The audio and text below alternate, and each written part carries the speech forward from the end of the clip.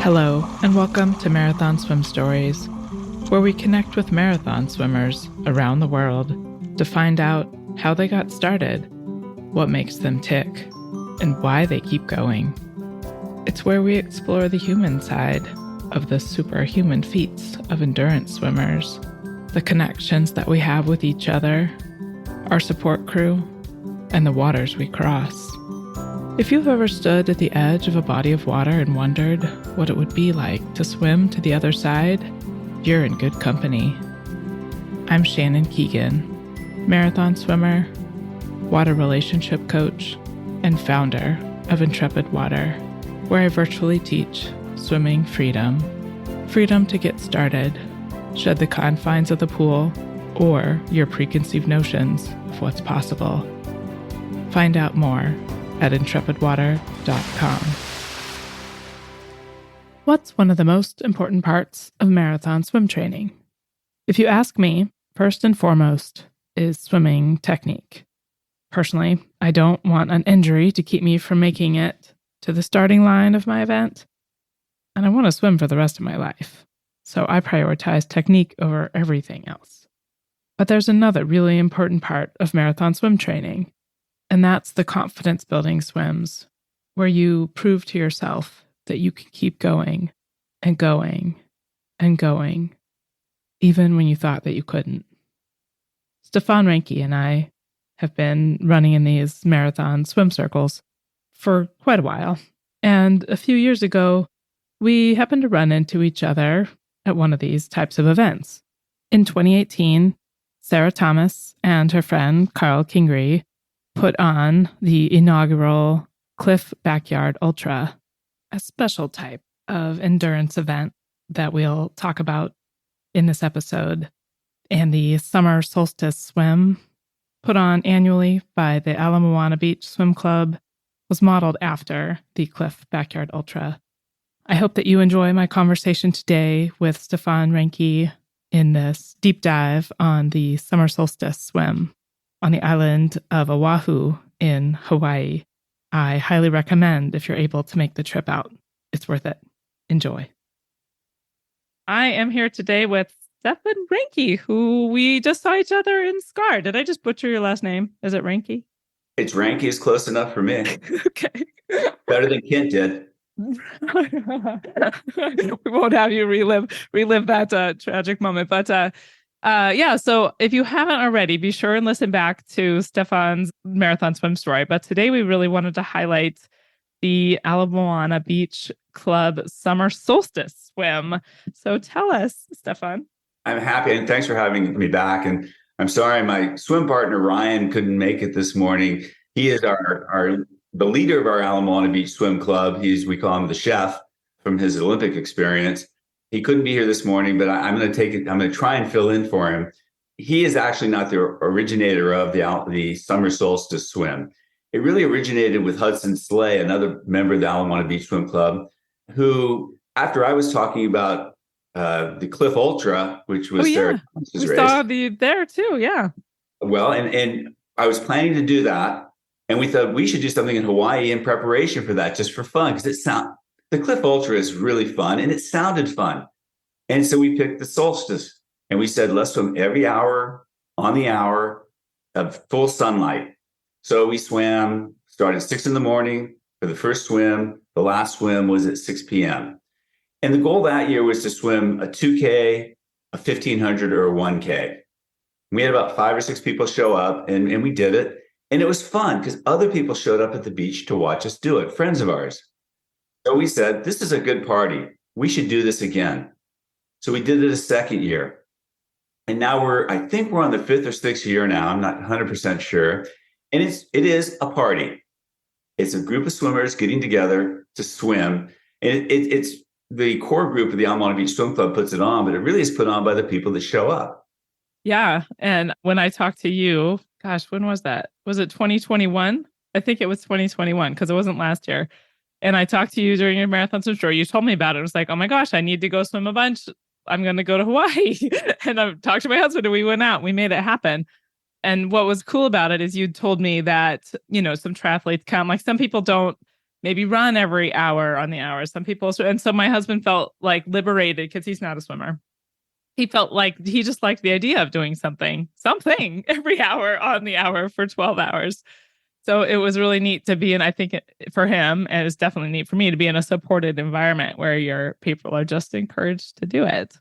Oh, and as Ryan says, you're encouraged to suffer and to make others suffer because it's just fun. And the Hawaii swim community is large and small at the same time. So we know people. The triathlon community integrates with the swim community, and we don't have enough events where that are non-competitive, where people are getting together and hanging out all day. And this truly is a hangout all day because you start it with all kind of peppery and fiery at 6 a.m. And by about 1 p.m., you're going, oh, we're going to swim again. Right, exactly. And so you get this kind of this whole full day, a range of emotions. And at the end of the day, if you've done 2K every time, you swim 26K that day. That's a pretty long swim. Yeah. For some of the folks that are listening to you, that's a training day. But for most people, 26K is a long way to go. And Ala Moana Beach Park is a perfect place to do this kind of swimming. It is a reasonably protected area that is 1,000 meters long from point to point. So you do 2Ks down and back. And if you do 1,000, we have a flag in the middle, so you can turn on that flag to do 1,000. And then there's a place you can run. So we have the runners will swim 1,000, run 2K. And every year we'd have people do it. And when you think about that, if you run 2K an hour for 13 hours, you ran 26K and you swum 13K. That's a pretty good day for training. Yeah. So we call it a good training day. And people show up, they'll swim 5K or 6K. The coolest thing is when someone will look at you and say, hey, I swam 12K today. That's the most I've ever swum in a single day. Oh my gosh. Yes. We're breaking some barriers that way. And I'm not just talking about amateur swimmers. The person that told me that I'm thinking about, and I don't want to mention that person's by name, but she's a world-class swimmer. I mean, literally went to the world championships in the pool swimming. Oh, wow. Never done a 12K event like that. Yeah. So, it's just fun. It's fun to see people and it's fun to see people suffer too. When they think this is going to be so easy and they get to 2 or 3 in the afternoon and it's just not that easy. Did you know that there's more to swimming than just putting one arm in front of the other? You've developed a series of habits over your time in the water. How are those habits serving you? If you'd like to swim faster, but feel like nothing you do in your training helps, or perhaps you're inspired to swim further, but it doesn't seem possible, let me know. You are biologically wired for change, but you can't do the same thing that you've always done.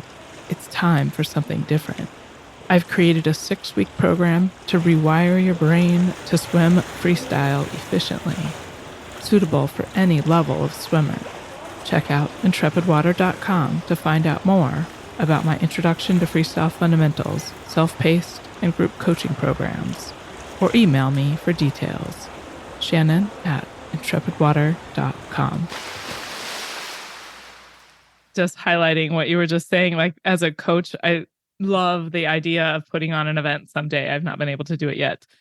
My 2020 plans were crushed, as many of ours were, but giving people the opportunity to surprise themselves, which is very much what it is, because you're supported. It's a well-supported environment.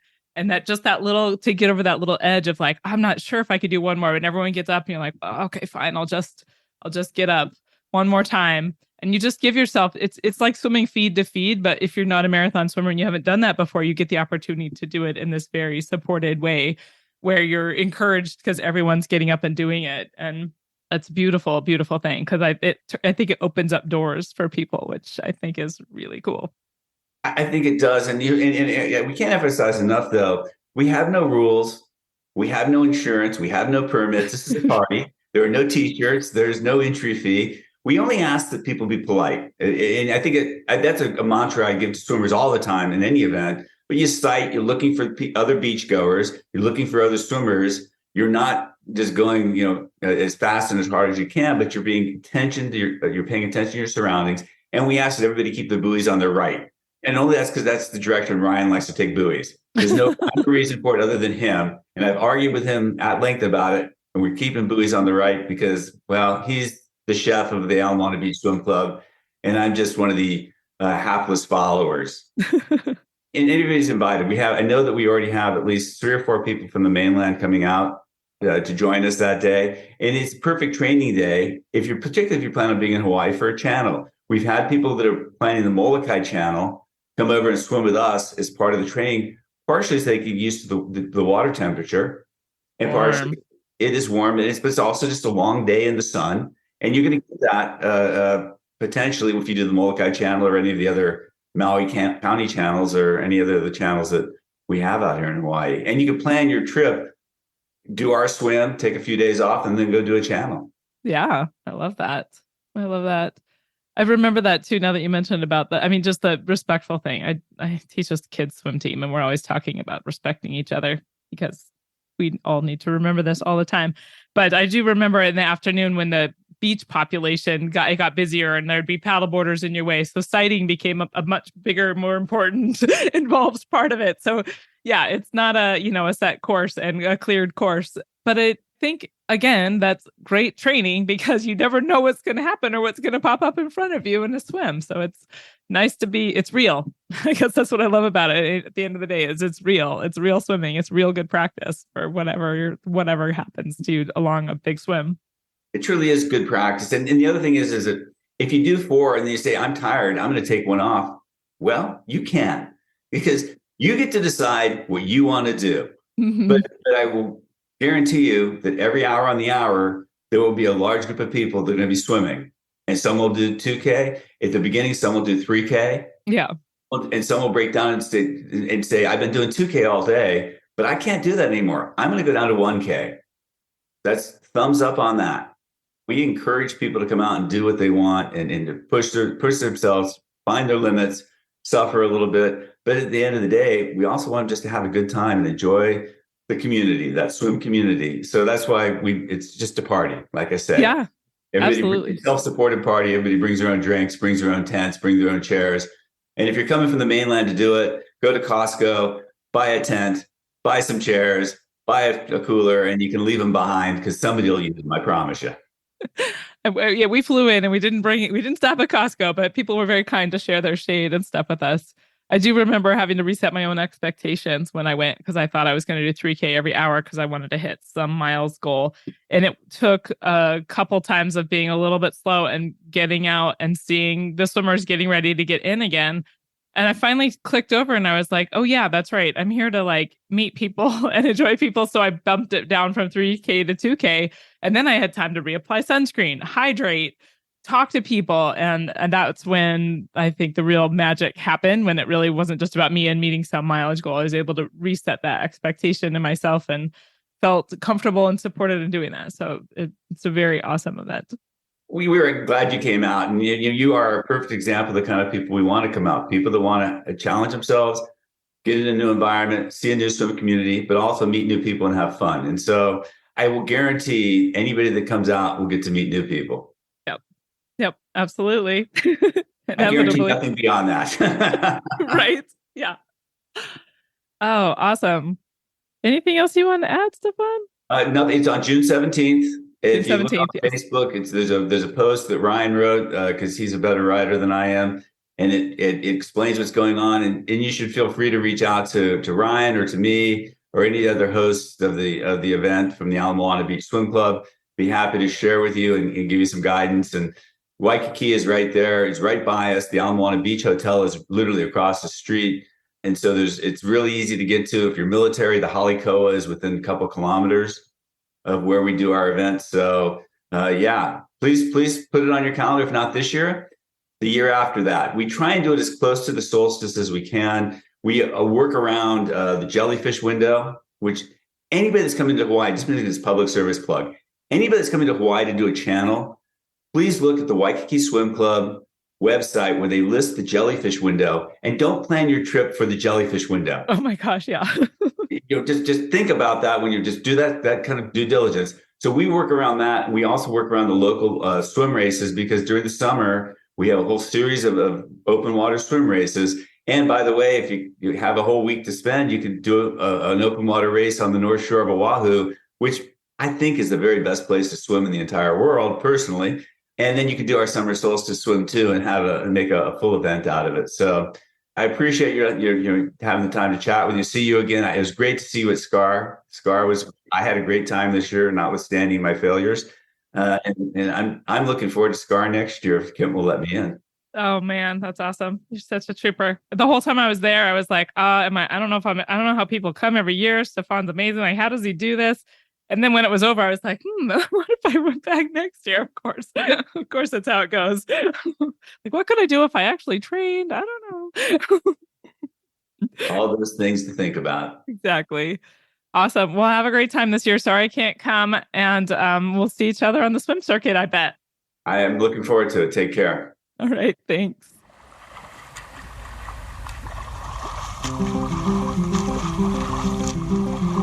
I hope you enjoyed today's episode.